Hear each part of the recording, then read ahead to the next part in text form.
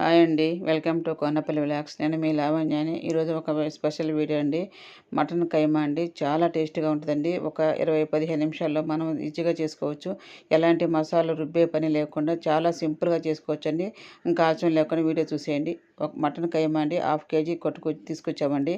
దాంట్లో మనము కొవ్వు అనేది అంటే ఫ్యాట్ అనేది లేకుండా మంచిగా కొట్టించుకోవాలండి దగ్గరుండి. అదైతే 1/2 కేజీ తీసుకొచ్చామండి. తర్వాత అండి 2 ఎర్రగడ్డలు అనమాట మెత్తగా పేస్ట్ చేసి పెట్టుకోవాలి. అలాగే ఒక స్పూను పసుపు, ఒక 2.5 స్పూన్ దాకా కారం వేసానండి మీకు కారం తగ్గట్టు. అలాగే ఒక 3 పచ్చిమిరపకాయలు, 2 టమాటాలు సన్నగా తరిగి పెట్టుకోవాలి. తర్వాత ఏమంటే ధనియాల పొడి 1 స్పూన్ అండి. గరం మసాలా మన ఇంట్లో కొట్టి పెట్టుకున్న గరం మసాలా ఒక స్పూను. ఈ ప్రాసెస్ అంతా కానీ మనం కుక్కర్లో చేసుకుంటే త్వరగా అయిపోతుందండి. ఇప్పుడు ఇది స్టవ్ అంటించి కుక్కర్ అయితే పెట్టానండి. ఒక 4-5 స్పూన్ల దాకా ఆయిల్ అయితే వేస్తున్నాను. కొంచెం ఆయిల్ ఎక్కువ పడుతుంది. ఆ తర్వాత ఏమంటే జీలకర్ర, ఒక స్పూన్ దాకా జీలకర్ర అయితే వేసానండి. కొంచెం చిటపట్లాడిన తర్వాత మనం మెత్తగా పేస్ట్ చేసి పెట్టుకున్న ఎర్రగడ్డలు ఉంది కదండి, ఆ ఎర్రగడ్డల పేస్ట్ అయితే అందులో వేసేసుకొని బాగా పచ్చి వాసన పోయేదాకా బాగా వేయించుకోవాలండి. తర్వాత టమోటా అండి, సన్నగా కట్ చేసి పెట్టుకున్న టమోటా, పచ్చిమిరపకాయలు అందులో వేసేసుకొని అవి కూడా కొంచెం పచ్చి వాసన పోయేదాకా మంచిగా వేయించుకోవాలి. మీడియం ఫ్లేమ్లో పెట్టుకొని కలుపుతూ ఉంటే మంచిగా ఎగుతాయండి. తర్వాత 1 స్పూను అల్లం వెల్లుల్లి పేస్ట్ అయితే వేసుకోవాలి. అది కూడా బాగా కలుపుకుంటూ వేయించుకోవాలండి. తర్వాత 1 స్పూను పసుపు అయితే వేసాను. బాగా బాగా అన్నీ కూడా బాగా కలిసిపోయేలాగా కలిసి బాగా కలిపెట్టుకోవాలండి. ఏమాత్రం అడగంటకుండా చూసుకోవాలి. తర్వాత మనం కైమా తెచ్చుకున్నాం కదండి, ఇది ఫ్రెష్గా వాష్ చేసుకొని 1, 2, 3 సార్లు వాష్ చేసుకొని కడిగి పెట్టుకున్న కైమా అండి. ఇది అందులో అయితే వేస్తున్నాను. వేసి కూడా బాగా సిమ్లో పెట్టేసుకొని మంచిగా ఉప్పు, కారం, మసాలా అంతా పట్టేదాకా మనం బాగా కలుపుకోవాలండి. దబర్లాగానైతే బాగా టైం పట్టుద్దండి మటన్ కాబట్టి. అందుకని ఎప్పుడైనా సరే మీరు చిన్న కుక్కర్ ఉన్నా కొంచెం పెద్ద కుక్కర్ ఉన్నా కూడా కుక్కర్లో పెట్టుకొని చేసుకోండి. తర్వాత కారం అయితే అందులో వేసేస్తున్నాను. వేసి కూడా బాగా కలుపుకోవాలండి. ఫ్లేమ్ తక్కువతో పెట్టుకొని మనం ఈ ప్రాసెస్ అంతా కూడా చేసుకోవాలండి. తర్వాత 1 స్పూన్ ధనియాల పొడి, ఒక 1/2 స్పూన్ జీలకర్ర పొడి కూడా అందులో వేసేసుకోవాలి. అంతేనండి. బాగా కలుపుకొని తర్వాత రుచికి తగ్గట్టుగా ఉప్పు అయితే వేసేసుకొని బాగా కలుపుకోవాలండి. ఒక 2-3 నిమిషాల పాటు బాగా అంతా కలిసే విధంగా కలుపుకోవాలండి. మూత పెట్టేసి ఒక 2-3 నిమిషాల పాటు సిమ్లో పెట్టుకొని అలాగే ఉంచేయాలి. ఇప్పుడు మూత తీసి చూస్తున్నానండి. అంతా కూడా బాగా మగ్గినట్టు అయిపోయింది. కూర అంతా కూడా ఏం వాటర్ అనేది లేకుండా. ఇంకొకసారి మొత్తం కూడా కూర అంతా కూడా బాగా కలుపుకోండి. ఏమాత్రం అడగంటుకున్నాను. తర్వాత చిన్న టీ గ్లాస్ ఉంటుంది కదండి, ఆ టీ గ్లాస్ నుండి అయితే వాటర్ పోసేస్తున్నాను. అవి పోసుకొని మరొకసారి బాగా కలుపుకొని ఒక స్పూను గరం మసాలా పొడి కూడా అందులో వేసేసుకొని బాగా కలిపేసుకొని తర్వాత కుక్కర్ మీద మూత పెట్టేసుకొని విజిల్ పెట్టేసి మీడియం ఫ్లేమ్తో ఒక 5 కానీ 6 కానీ విజిల్స్ వచ్చేదాకా మనం అట్లాగే వదిలేయాలండి. ఇప్పుడు అంతా అయిపోయిన తర్వాత మళ్ళీ ఒక్కసారి మీకు చూపిస్తాను. ఇప్పుడైతే బాగా విజిల్స్ వచ్చేసిందండి, చల్లారింది. ఇప్పుడు మీకు మూత తీసి చూపిస్తాను చూడండి. ఫస్ట్ టైం ట్రై చేసే వాళ్ళకి కూడా చాలా చక్కగా కుదురుతుందండి కూర. తప్పకుండా మీరు కూడా ట్రై చేయండి.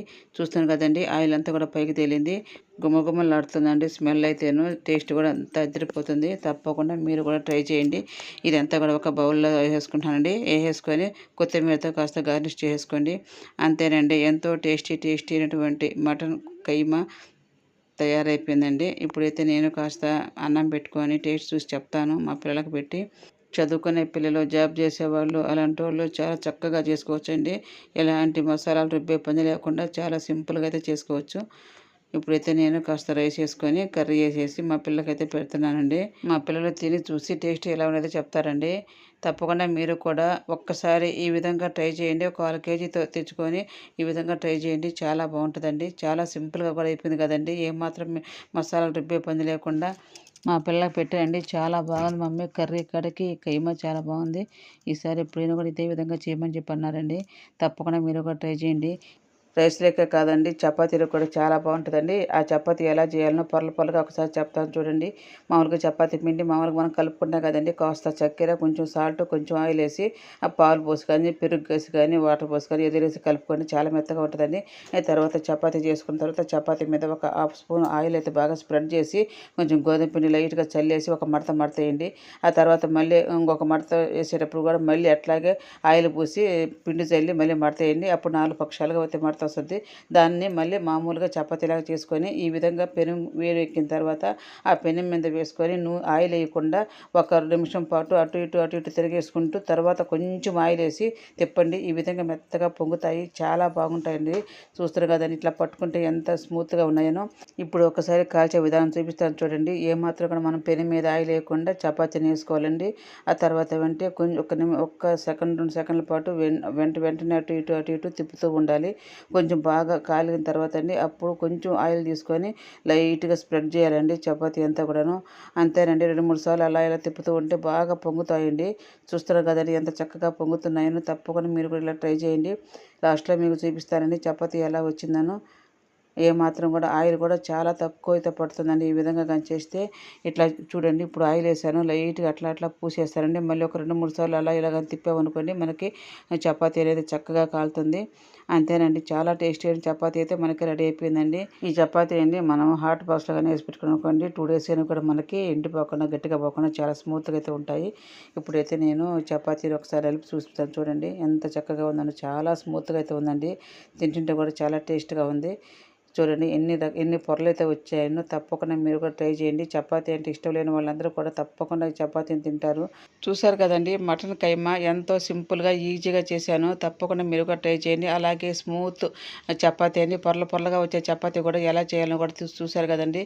ఈ వీడియో మీకు ఎలా అనిపించింది నాకు తప్పకుండా కామెంట్ చేయండి. నచ్చితే ఒక లైక్ ఇవ్వండి. కొత్త వాళ్ళని మన ఛానల్ని ఫస్ట్ టైం చూస్తున్నట్లయితే సబ్స్క్రైబ్ చేసుకోవడం మాత్రం మర్చిపోవద్దండి.